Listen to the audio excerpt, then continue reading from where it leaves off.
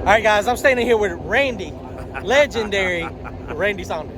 What did you just do? What did you just do? We just rode on back of JJ the boss's truck. He said he could throw me off. I told him he couldn't do it.